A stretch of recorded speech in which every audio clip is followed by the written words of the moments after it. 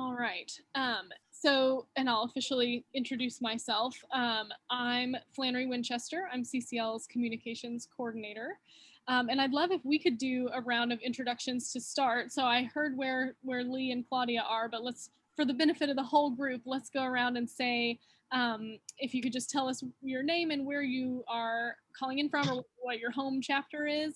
And then also, if you could tell me if you are a group leader or if you are a specifically a media manager, like focused on media work, or if you have any other role in the chapter, that helps me understand kind of who I'm talking to. So I see Lee and Claudia, and then Mindy, and then I'll call out more from there.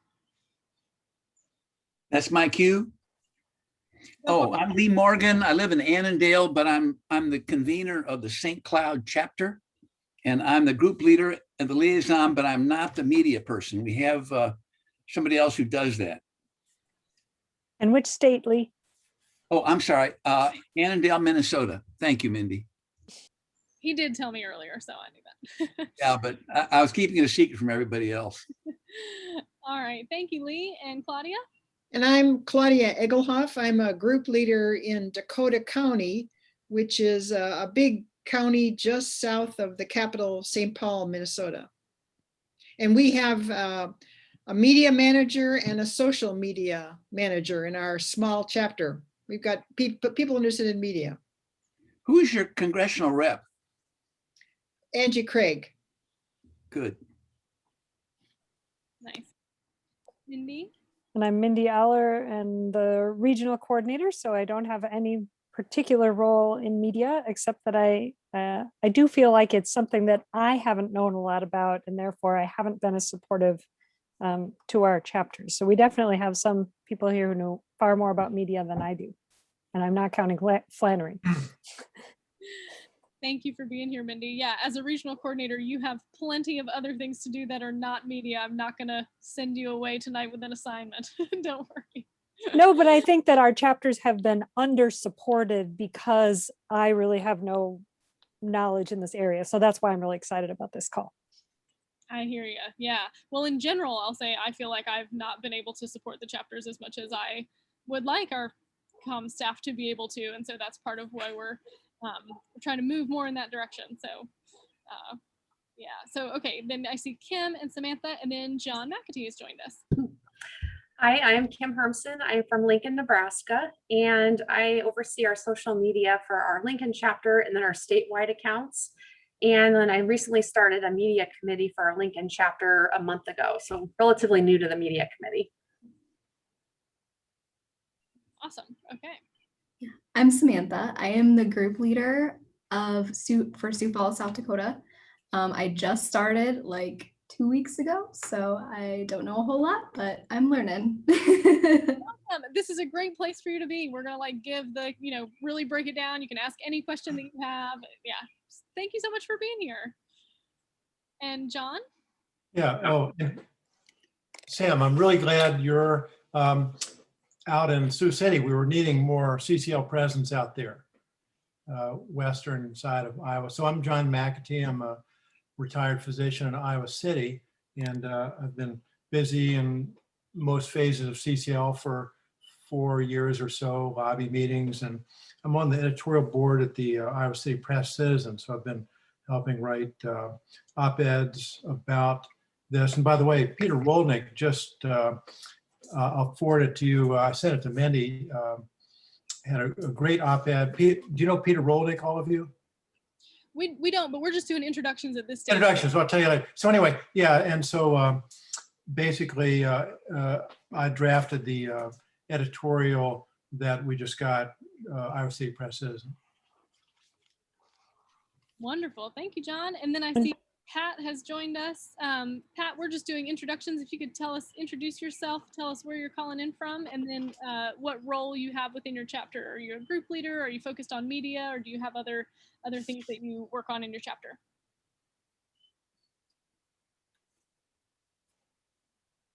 Oh, Pat, you're muted, so you'll need to unmute. Yeah.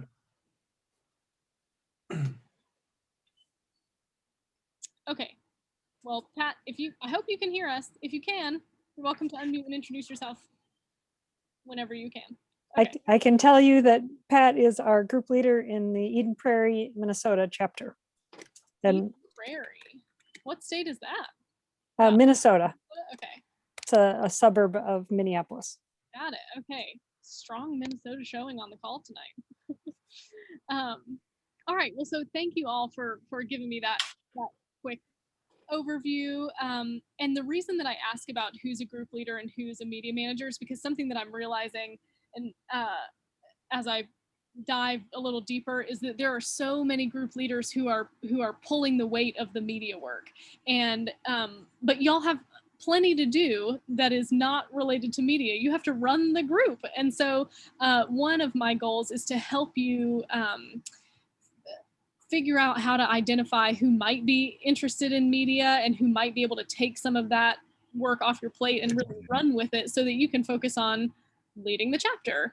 And so it does help me to know if, you know, who I'm talking to so that I can help you in that way, and also so that I can call that out specifically. And if that's something you want to talk more about tonight, then we can. I like to usually start these calls with a quick overview of the current media opportunities that are available right now, just so that everybody kind of knows what's out there.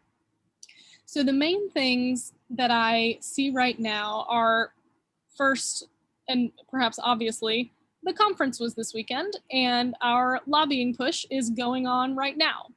And so this is a really good time to reach out and talk to local reporters, because it's our local work in this way, and our event that we have about learning about climate policy and climate advocacy and all of that, it ties into this national developing story about what is the United States going to do on climate change. And so our work and your participation in the conference and your meeting with your members of Congress, all of that is really newsworthy this year in particular, and in this sort of news moment. So we have, well, and this is a little bit of a weird time for me to say this to you, we will have a press release template on CCL Community, hopefully tomorrow. If you look at the press release template page right now, you'll see a media advisory. And let me actually just share my screen and show you this stuff so that we can all look at it together. So if you go to CCL Community, let me make my screen a little wider there. If you go to CCL Community and you just search local press release templates, or any variation thereof. You can type in press release, you can type in press release template. It should pull you to this search result and get you to this page, which is our local press release templates. And basically, these are things that the national staff, me and my team, have prepared for you to be able to use to make it easier to talk to a reporter in your, from your local newspaper, or maybe a reporter at your local public radio station or something like that. These are materials you can send to them. And so if you download, so this is the press advisory template about the June conference and lobbying. And the reason I say the timing is weird is because an advisory is something that goes out beforehand. And so I need to flip this over and make it a true press release that has the details of the event, so that you can say, oh, there were 2,100 blah, blah people there, and, has the actual specifics. So I'll do that tomorrow. But when you download this and open it up, and I'll have to stop my share and reshare a different window here. But when you open it up, you're basically going to see, it's just a document that, well, if I can open it up, there we go. It's a document that is mostly prepared for you already, and then it has places for you to put your local details in. So you can see it's labeled media advisory, and it has a headline already in there for you. Local advocates push for a price at climate conference and lobby meetings. And then all these little red spots here are places where you can put in the details about your own chapter and you can mention your own city, you can mention your own congressional offices that your chapter is meeting with. And so this is just meant to be a resource that makes it easy for you to alert the media to the story that you want them to cover. And so this will look a little different after tomorrow, after I flip it over. It won't have this like when, where, who, why. It will just be more in kind of narrative form. And it'll have some quotes from the keynote speakers and links to the videos and things like that. So it'll be more of a complete kind of report on the conference. But it will still have places like this for you to plug in, you know, how many folks from your chapter attended the conference, or what offices you're meeting with this week or next week, things like that.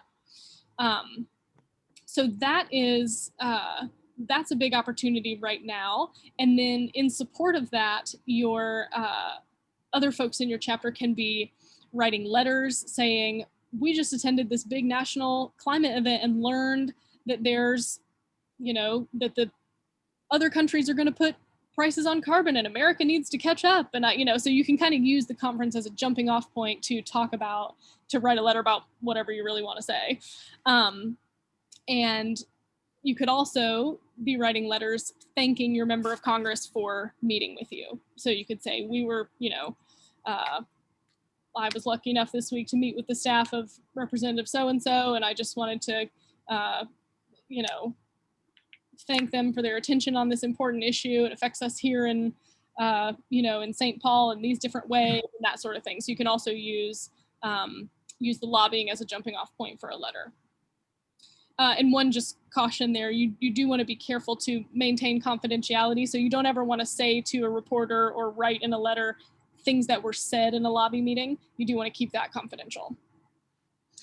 So that's conference and lobbying media opportunities. And then something else big that just happened like a couple of hours ago, so you guys are getting the latest and greatest, is that Sheldon Whitehouse and Brian Schatz just introduced a new carbon pricing bill in the Senate.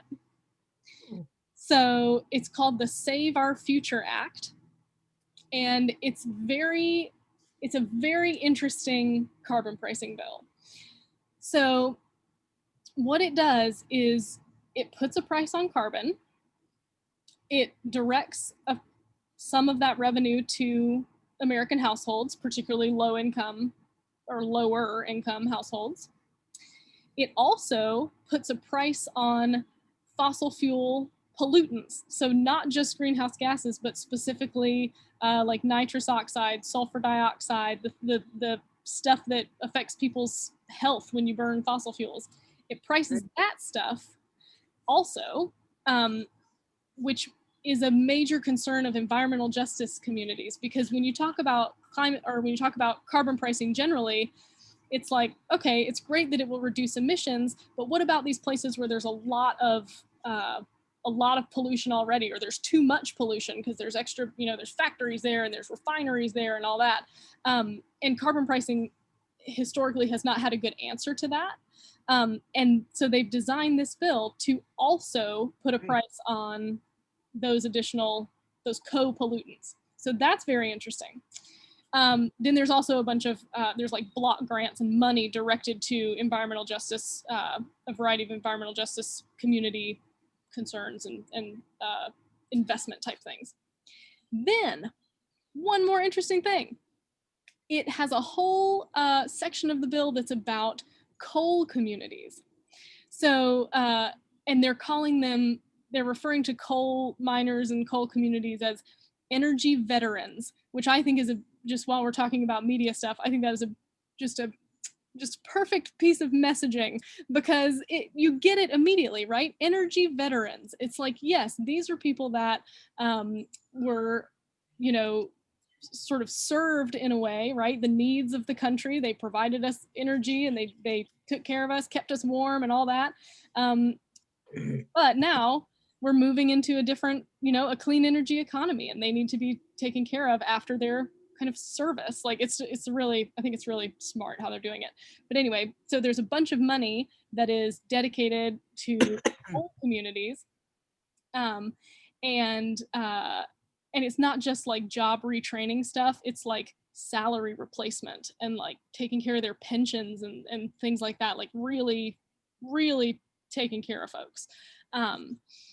So all that to say, this is a very interesting new carbon pricing bill.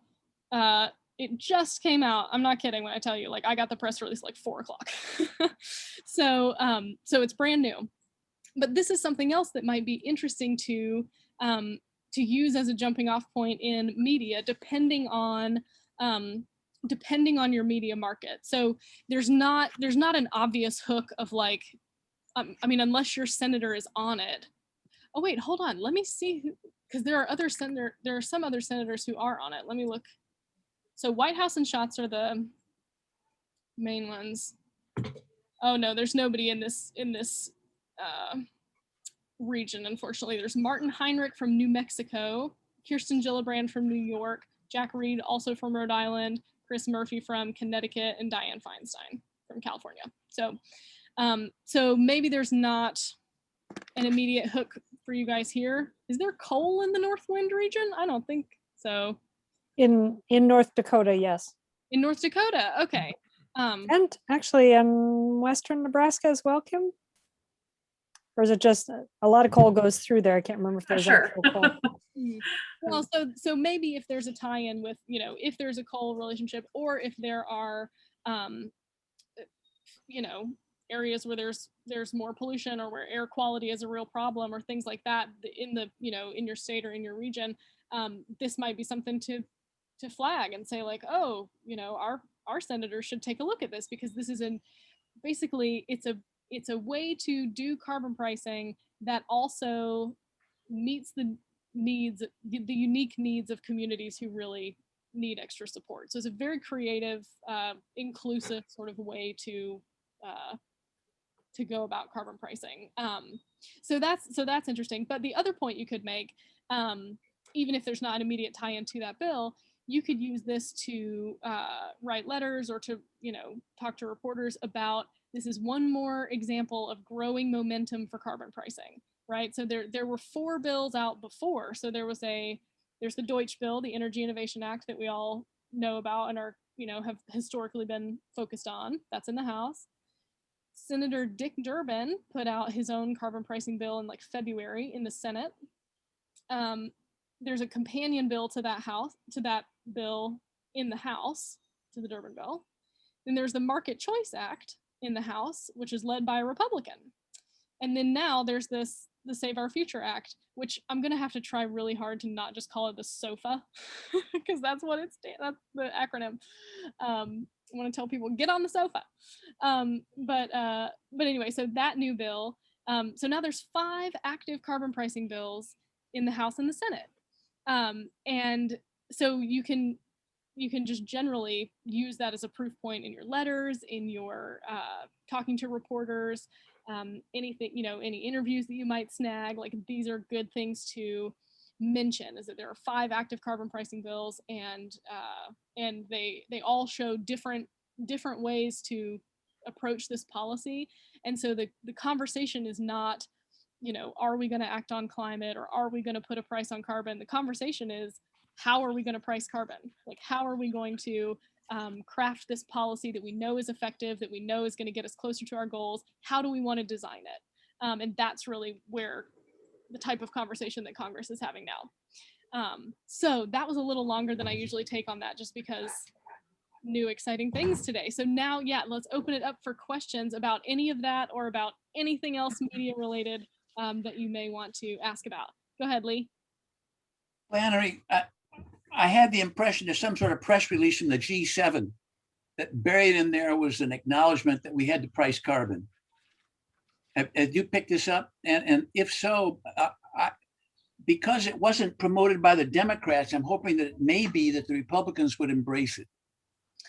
Interesting. I have not seen, so I will confess that I am behind on the news because it's been a very busy week. But so I haven't seen specifically what's come out of the G7 related to carbon pricing, if anything. But what I do know in terms of the international conversation about it right now is that the EU is getting ready to do a border carbon adjustment, which means they're going to basically, if we don't have our own carbon price at home, we're going to have to pay in order to trade with them. And Canada has their own. the statement from the G7 just came out yesterday. Uh-huh. And I would urge you to take a look at it because I had 2 different people send it to me. And it's a little bit open to interpretation. Has anybody else on this call seen that? Could you pull it up and drop it in the chat? I'm technologically challenged, but you keep talking and I'll fool around here, see what I can find. Okay, all right. Yeah, we'll come back to that. But yeah, I mean, that's a good, if you have a paper that is, because some papers are really focused on local issues and they only want to run letters about like what's going on in your community or your state. But if you have a paper that is more open to, national level commentary, global stuff, if they're looking at that, and you can tell that by just the kind of articles that they run, if they're talking about that stuff elsewhere in the paper, then you could write a letter about that and say, thanks for your article covering the G7. One interesting thing that came out of these talks was the acknowledgement that we need to put a price on carbon or whatever. So you could use that certainly as a jumping off point for a letter. Yeah, John? Yeah, I have a question about that Save Our Future Act.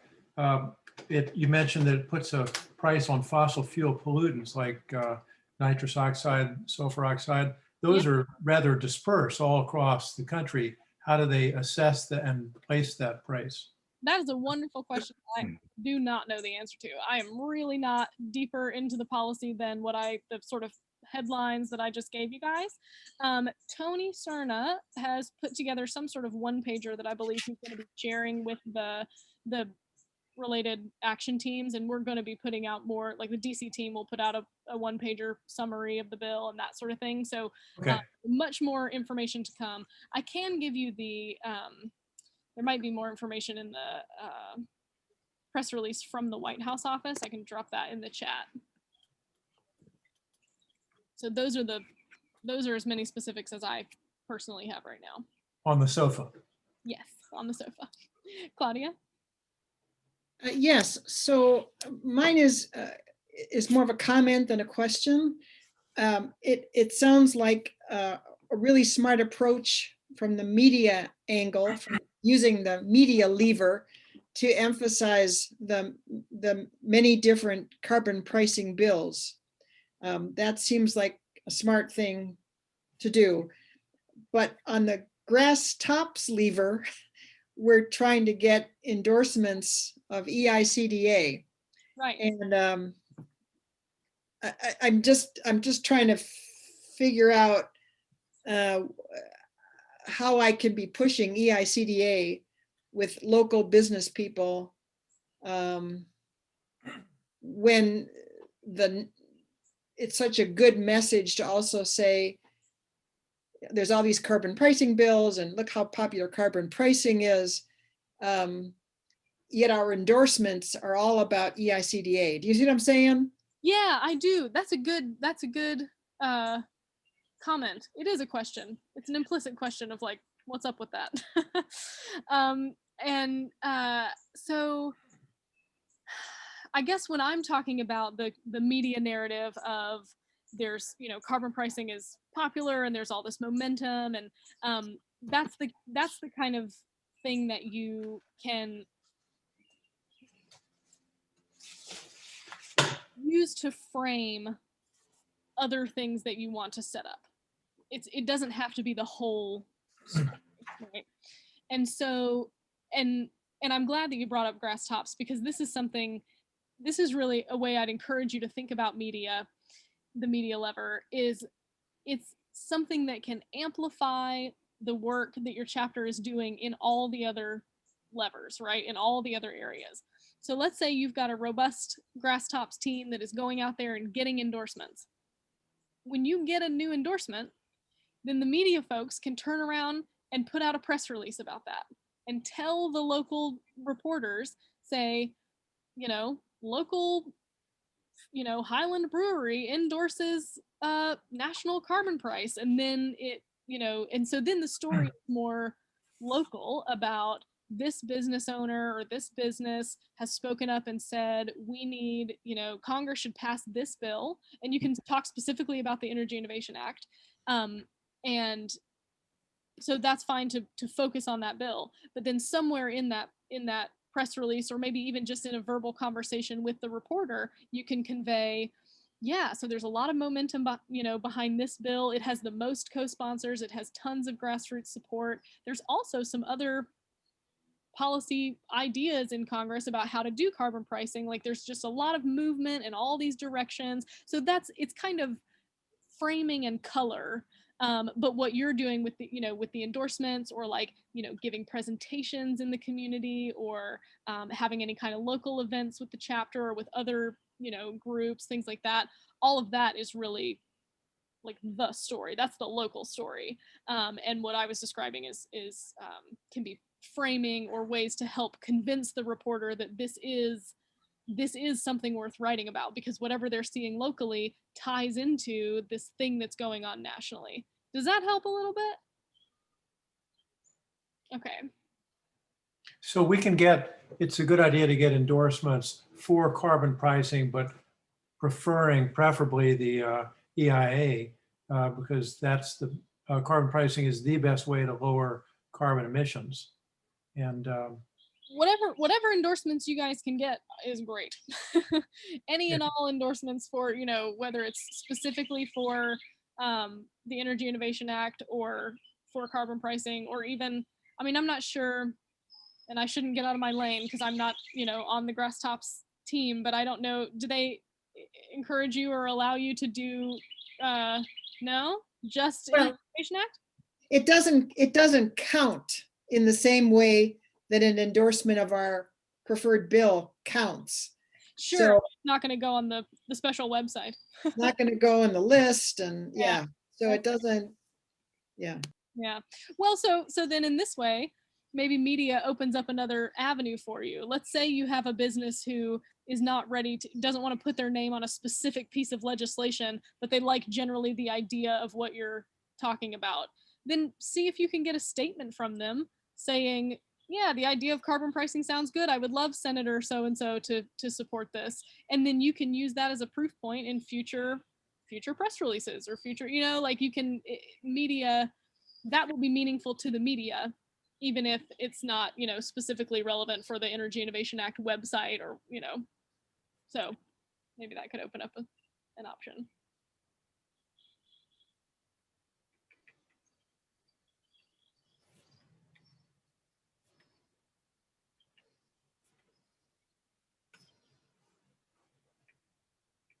Kim, I see you nodding a lot. Is this all making sense? I'm just taking lots of notes to share with our group, because these are, I like the variety of different ways you can put forth an LTE, like what to bring about, because sometimes we're trying to look through the paper and see if there's things that we can kind of respond to, but a lot of times it's kind of like a little dead space of things that you can respond to. So these are really good ideas about talking about the conference, or meeting at your MOC, or even talking about this new Save the Future Act. So I think these are great ideas. Awesome. Yeah. And have you come across our LTE topics resource point? Okay, let me grab that and put that in the chat. So we have an ongoing resource that is updated as often as I can get around to it, which is like every week and a half about. So I just dropped it in the chat there, and it's just called LTE Topics. And the idea of that resource is that it has some sort of timely and high level things that are going on that you could respond to. Hopefully wherever you are in the country, you can find kind of a hook into those topics. And then there's also so there's timely stuff, but then there's also like the status of any legislation that we work around that you might want to mention. There's a whole section in there about like helpful stats that you might want to include in a letter, like if you're ever wondering, like, oh, I wish I could say like such and such percentage of Republicans like this, or so, there's statistics at the bottom that might be helpful to grab. So that resource might be helpful if you are finding, you have a day where you're like, there's a dead spot in the paper, there's not a whole lot, maybe let's go see if there's anything nationally that we could grab and maybe try to tie into. Yeah, that's great. Cool. And I will say, so because typically we recommend that a letter, when you write a letter, you respond to something that's in the paper, right? That helps it improves your chances of getting published.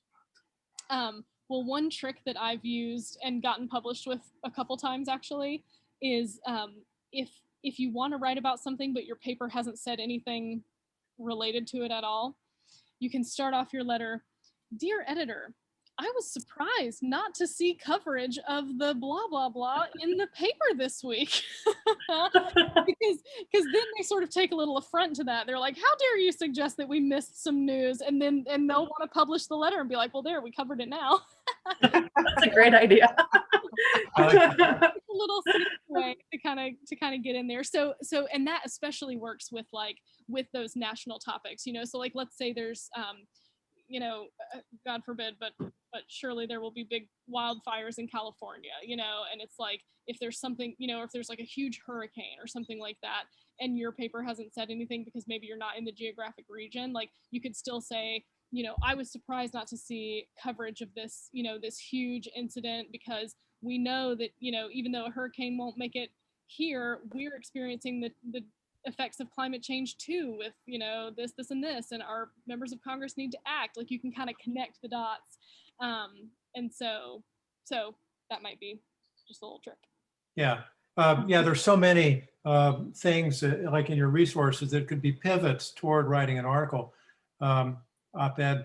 I was mentioning earlier that Peter Rolnick, who's the state leader of Iowa, you may know, he just wrote 2 excellent op-eds thanking Grassley, Ernst, and Representative Axney for their co-sponsorship of the Growing Climate Solution Act. And that's right after we just met with Ernst yesterday and Grassley the day before. So we presented, that opinion to both of them. Tomorrow we'll be meeting with Representative Miller Meeks, O2 district.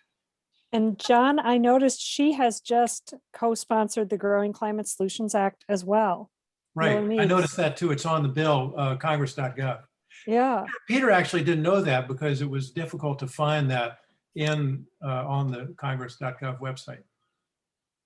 But I wonder if some of that mention had an influence on her. Well, she actually signed in mid-April for that. Okay. But yeah. Hey, I was going to mention Flannery and the rest of you. Are you familiar with the 99 counties for climate action in Iowa? Does that ring a bell? Mindy has been working with us on that. Anyway, it's a initiative where we're all of the CCL volunteers in Iowa are dividing up all the 99 counties, and we are the liaisons, and we find contacts in each of those counties. I'm the liaison for Jefferson County, where I used to live. Anyway, and what we're doing right now, I'm one of the media managers, and we're finding editors and editorial boards in every one of those counties, and then setting up meetings with them to get their endorsements. And it's actually going pretty well. Do you have 99 newspapers in Iowa, John? Yeah. Grassley and Ernst do their 99 county tour. And even though sometimes in liberal areas like this, they might just go to a Tasty Freeze. But do you have 99 different newspapers with 99 different editors? No. There's 350 newspapers. In fact, we have a spreadsheet with all the newspapers and their contact information. Mike Williams has been helping us with that because, we sent out a press release to 250 of those 350 newspapers in Iowa to let them know about the May 4th launch of this conference for 99 counties for climate action. So I think we're pretty well organized, and we have, like I said, liaisons for almost all of the 99 counties. And, we're setting up right now, we just set up a meeting with the Gazette editorial board. Let's see, guy that Randy Evans, who used to be the opinion editor at the Des Moines Register, is going to be setting up a meeting with their editorial boards. Our Press Citizen just endorsed the EIA. So anyway, there's an opportunity to reach into every one of the 99 counties through their newspapers, not only op-eds, but endorsements.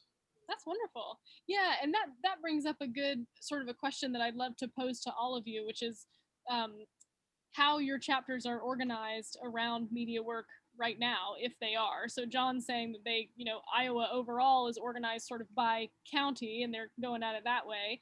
And I know Lee and Claudia, you both mentioned having media people that are in charge of the media stuff. I don't know, do you guys want to or anybody share more about sort of how your chapter approaches media work now, and like who handles it, or what structure you have, or what your group looks like for media stuff? Well, I'll just mention that in our chapter, we're just getting off the ground. The traditional media person has got a team of people, of writers, and she sends out suggestions from, getting suggestions from your office on themes for letters to the editor.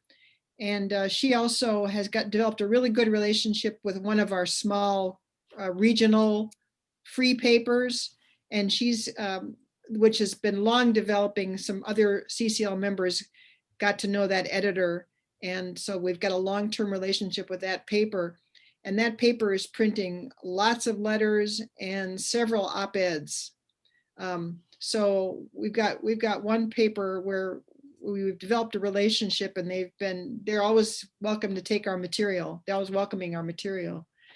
So in the social media side, the social media coordinator is going to work right now, going to start to work with a high school student and get her working on social media stuff, since she's really excited about that. And I don't know where that's going to go, but that, again, it's all new, just getting started. Hey, Flannery, could I just clarify something about that 99 counties for climate action? That's really not just a media effort. I understand. Yeah, I understand that the whole Iowa effort is organized around 99 counties, and there's media as a part of it, but lobbying is right. Tabling, everything. Yeah, that's great. Yeah, and Claudia, that I'm glad that you mentioned. That sounds great about the existing team and writing. Sending out the opportunities with the writers. That's a great way to do it, so that not everybody has to look through the paper all the time, but it's sort of centralized, and then opportunities can be shared. And that's wonderful that you've got such a good relationship with the paper that they're printing op-eds. That's great. Yeah, it's like I said, it's happened over the years. It's taken a few years, but that editor is really on our side. It's one of these small papers that's, I think, probably free in a lot of places. And so, more content is good, and from local people. So yeah. He likes it. And then I'm glad that you mentioned social media too, because we've tried over the last couple of years to give more guidance and training on social media. And when we originally started presenting it, we took the same kind of 5 levers approach, which is, social media is something you can use for any of the levers. So you could use social media to lobby your member of Congress, or you could use social media to amplify your traditional media publications, or you could use social media to reach out in a grassroots way to recruit more people for your chapter, or things like that. But the more I see how folks are engaging with our social media content, the more I think that's confusing. I think that's not really helpful, because as soon as folks hear media, they want to talk about newspapers and TV and also Facebook. It's like it's right there. It's all, the word media is right there in social media. And so I say that because I think I should reorganize where things are on CCL community and like how we talk about it. And I think I should fold social media more into these media conversations, because the other thing that's happening is, and we know this trend is not going to reverse. Like, local newspapers are struggling, and it's only getting worse. And TV and radio local TV and radio are still doing well. But a huge portion of people get their information and, make their decisions and form their opinions based on what they see on social media. And so I think that I should, and now I'm just starting to think out loud a little bit, but I think I should sort of throw my arms around social media a little bit more from the media perspective, and yeah, be able to give you guys more specifics on there. And that's a long way of me leading up to this, putting this training in the chat, which is technically right now that training is under the lobbying lever, but it's a training about the types of posts you can make on social media that will help move your member of Congress forward. So it's ideas of what you can be, the types of posts you can make. So like posting your lobbying photos and how to craft those so that you can make sure your member of Congress sees them. Ways you can post about your, your tabling or presentations, or even your monthly chapter meeting, things like that. So it's like, it gives you a lot of fodder for content that you can put out on those channels. And so that, I think, is a really good starting place for your social media person and the new high school student you said they were going to work with. That would be a great training for them to take a look at, to understand what would be good to be putting out on the channels and how to make sure that the member of Congress sees it and feels, impacted by it. I can second that too, because I work with social media in our local chapter, and we try really hard, especially with Twitter, to like everything that we put out there to look through the lens of our member of Congress, like what kind of things would they like us to be saying, and make sure that we're not saying anything that might not be aggressive, but just be really supportive of a lot of things that they're doing. And it was about 6 months ago or so, we had one of our senators reach out, and she was joining the Growing Climate Solutions Act. And she reached out to our chapter and asked if we could put this together a statement in support of her doing that. And then they tagged it on social media and tagged us. And I thought that was really kind of a cool way to kind of show that it's a great avenue for relationship building through Twitter. So she reached out on Twitter, or no, she actually out to one of our liaisons. Oh, okay. And asked. And so, but yeah, sounds like due in no small part for like your measured and thoughtful, and she felt like it was a safe space for, for her to tag us and have that conversation online. So that's really cool. That's a huge testament to the work that you've done. Yeah. No, you're absolutely right. It's like anytime we can think about the tone of what we're posting, and that's part of what I talk about in the in that training is that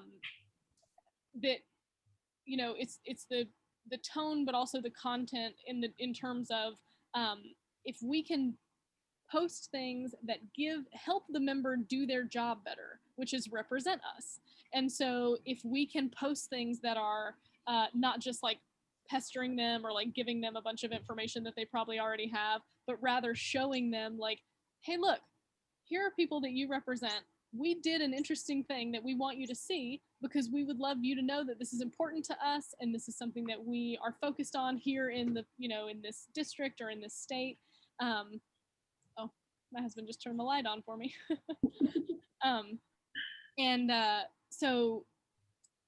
So you're giving them information that helps them do their job better and that they can interact positively with. Because if you think about the type of interaction that they get on social media, so much of the time is just like complaints and, trolls and just terrible stuff, just not helpful stuff at all. So if you will really stand out from the crowd by, having the showing CCL's respect and appreciation, and also posting things that that keep them more connected to the district or the state, like showing them what you're up to. So that's what that training kind of goes into a little more and gives you ideas of how to do that specifically. Yeah. Hey, Flannery, you work with Mike Williams, right?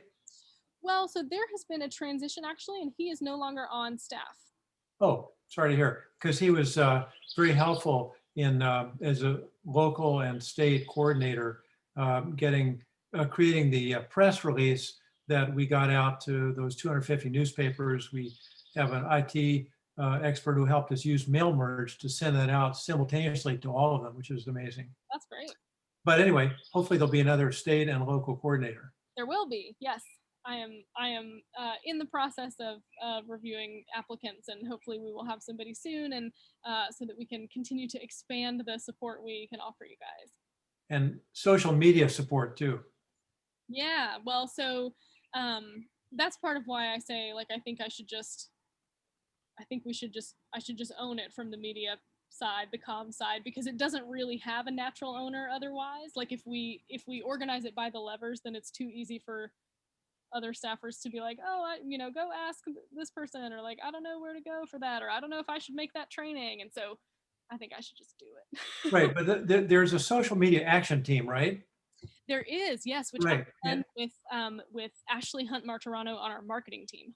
Okay, well, it'd be great if every chapter, like in Iowa City, we have one now, University of Iowa student. We started a chapter at University of Iowa. Anyway, so social media person who can then attend those action team monthly meetings and really get the rest of us up to speed. Yeah, so unfortunately, we don't have the capacity between the two of us now to hold monthly meetings for that team. Okay. So but what you do get out of that team is regular nudges about things going on social media that you could share from CCL, or that you might want to post about yourself. And so I can drop that link in the chat to that if anybody wants to pass it along to their social folks. Well, more in-depth training on how to use social media. You mean like how to use the platforms? Right. I mean, a lot of us are not as familiar, but if we have one person who specializes in social media, they can go to town. Yeah, well, let me share, because we have, like I said, we have developed some of these trainings. It's just that they're in different places. And right. So I think it's worth organizing a little better. But this page here, general social media training. So this, oh, hold on. There we go. Those trainings on that page will give you the specifics of like how to set up a Twitter account. Yeah, all that. Yeah, so if there are folks in your chapter who need that, you can send them there. If there are folks who are more ready to like jump in and figure out how to use the platforms strategically, I would send them to that first training that I offer. Right. Even in our monthly meeting, we could have like a 5-minute review of, hey, who wants to use social media, and here you just give them a little brief glimpse of that, and then those who are interested, it could be a subgroup that would watch the training or do a training together. Yeah, certainly. Yeah, if folks want to be specific in that, they certainly can. Yeah, Claudia? Yeah, something you said a few minutes ago got me thinking, because I was just in a lobby visit with one of our senator's staff. And I realized we didn't take a picture. We didn't think about social media. We didn't think about pressing.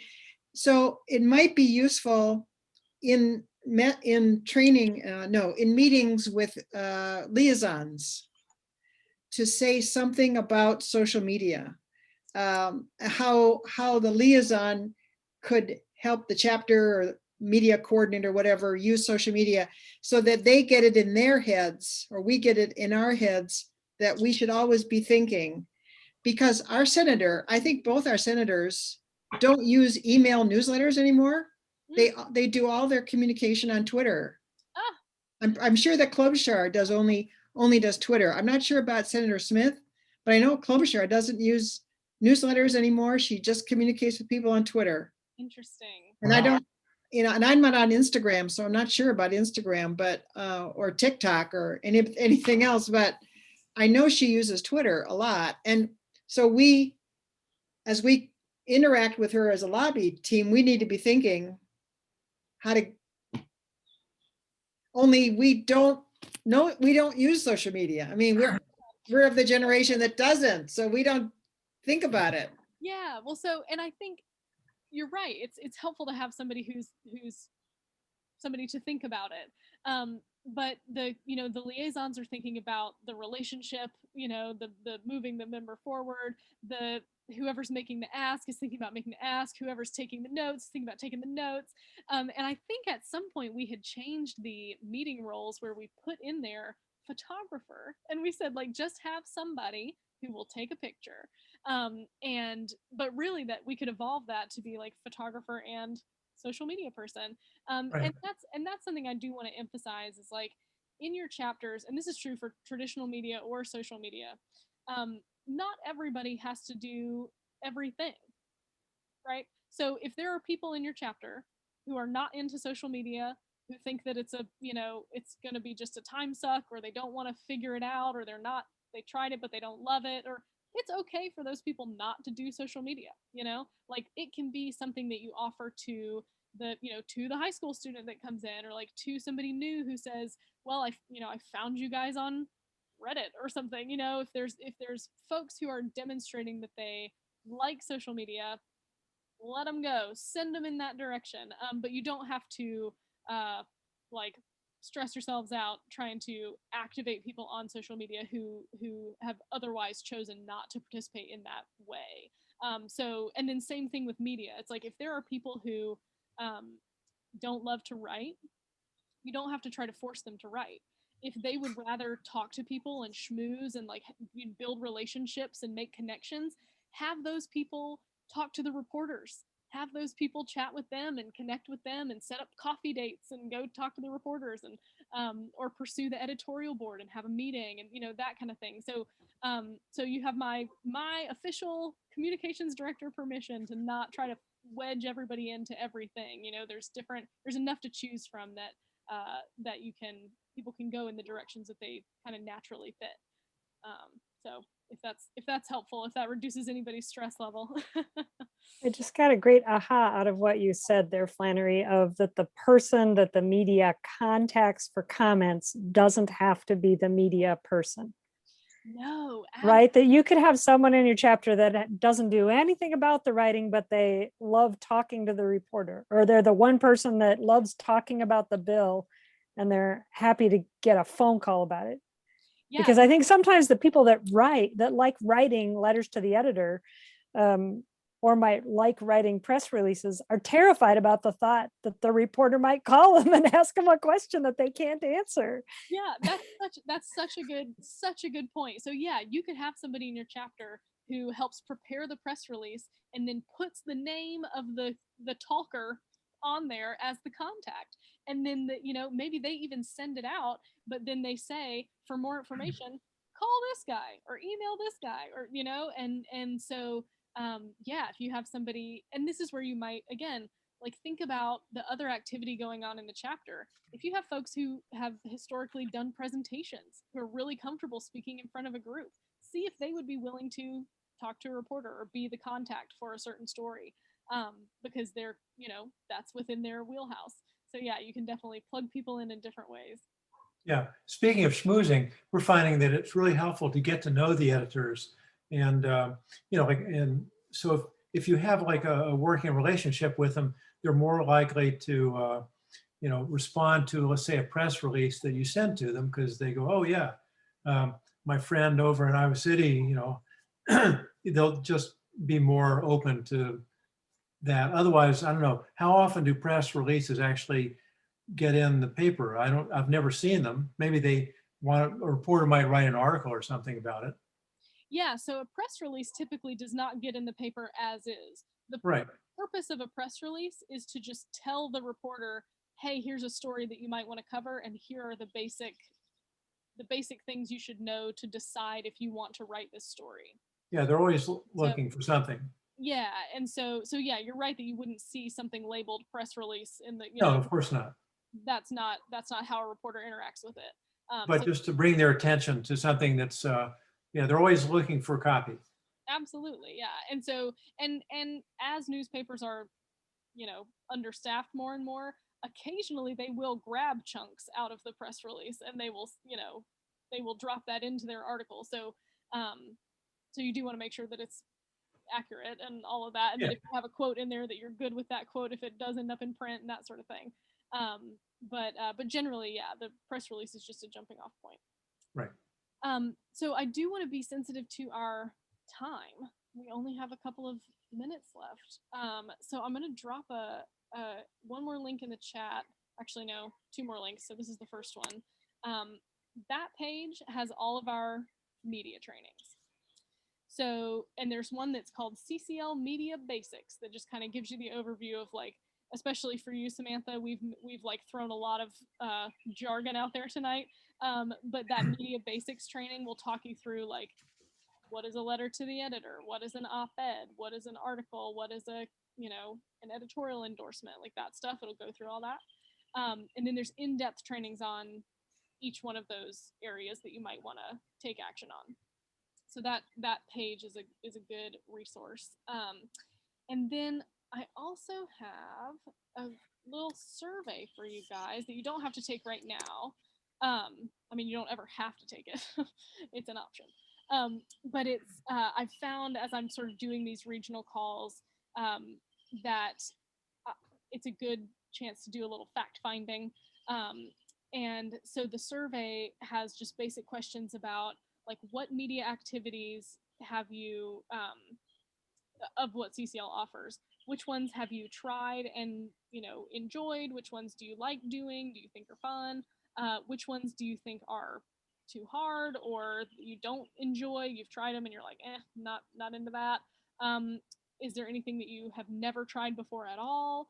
And then there's a question about what of the type of support that we provide from staff, like what do you find helpful?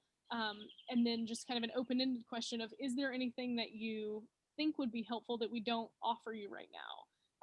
And so feel free to take this survey yourselves. Feel free to share it with your specific media folks in your chapter or anyone else that you think might have input into this. But I'm just trying to get a better kind of close the feedback loop between me and y'all so that I know what what's working well, what you need, so that we can serve you better. Thank you. Thanks, John. Good to see you all. You too. So I don't know if we have 1 minute left. If there are any final questions or thoughts or anything you guys want to say to me. I'll also put my email in the chat. I heard one other question that John asked of how frequently are press releases successful in your estimation of getting a story?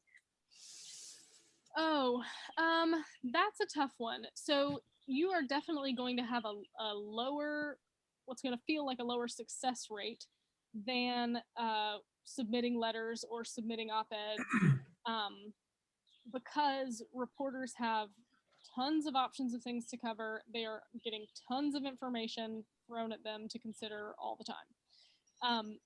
But the real benefit of press releases and of building out your local media list and contacting them regularly is that when they do get around to, okay, now it's time for me to write a climate story, or oh, now this member of Congress did something big on climate, I should talk to somebody locally.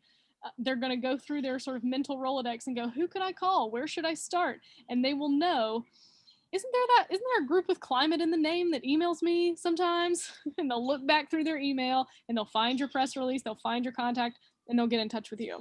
And so part of it is, pitching the story and trying to get the story that you want covered. But another part of it is just showing the local media that you're available, you're informed about these topics, you have connections to sources that they can speak to, and that goes a long way for when they do look for something, and it'll make it more likely that they'll turn to you. So I don't have like a percentage or something of success, but it is, you should definitely like mentally prepare yourself that you're not going to send a press release to 10 reporters and then have 10 reporters email you back and go, yes, I'd love to do a story. Like, it's just, you probably won't get anything back if it's the first time you're emailing them. And so it takes time and it takes, follow up and as Claudia was saying, building relationships over time, so yeah, but it helps to start by building the list, start by reaching out. John's dog agrees. So yeah, and we go further into that, and there's a training on generating news coverage that goes further into like building your local media list and sending out press releases and that sort of stuff if you want to dive in a little more. We have an enthusiastic golden doodle. Oh, not again. Oh, wonderful. Yeah, I have an enthusiastic golden retriever, but he's been quarantined inside, so. I like your idea of drawing people out and people finding out what they like to do best. And the newest people, if you can engage them, just get them doing something like tabling, they'll just quickly find, hey, this is fun, this is easy, and they had some anxiety before and now they're into it. Yeah, yeah. And then if they turn around and take a selfie at the table and then they tweet it to their member of Congress, then you're off and running, you know? Then There you go. Claudia, did you have one last thing? Yeah, I've never felt like our chapter activities were very newsworthy. So I'm wondering, is there a training that's basically on getting started with a reporter? Yeah, that generating news coverage one will kind of walk you through the process of it. I don't know. It's been a minute since I developed that training, so I can't remember off the top of my head if it's. I don't think that it specifically says like, here's how to start a relationship with them. But one thing that you might do is follow them on Twitter, or someone who, in your chapter who is on social media, follow them on Twitter, because most journalists are on Twitter, and that will create more opportunities for you to kind of interact with them just as a member of the community, as kind of a person. If they like tweet about a show they're watching and you're watching that show too, like, you know, there's other ways to kind of interact organically with them. But so that's one option if you're, you know, if you're trying to really like get in with somebody. But they're used to receiving press releases, and that is a perfectly acceptable, like, professional way to interact with a reporter. And they should, if you pick out a reporter who is on the climate beat or is on the congressional beat, the political beat, they should, you know, want to get your stuff. All right, well, I think we need to leave it here, guys, because we're a few minutes past, but also because I'm at 3% battery on my laptop. But this has been a delight. I've really enjoyed the evening with you guys. So I'll put the recording up on community, and I'll send you all the link so that you can share it with anybody else in your chapter. And again, my email's in the chat. So if you have any questions as you go along, especially, I mean, you're all welcome to contact me, but especially you, Samantha, as you get in the swing of things, if you have any questions at all, feel free to reach out. And I know, I'm sure Mindy would say the same thing. We're here to support you as you get going. So thank you all, and we'll be in touch. Okay, Yeah. Thank you, Flannery. Thanks, Flannery. This was Bye. great. Bye, y'all. thanks.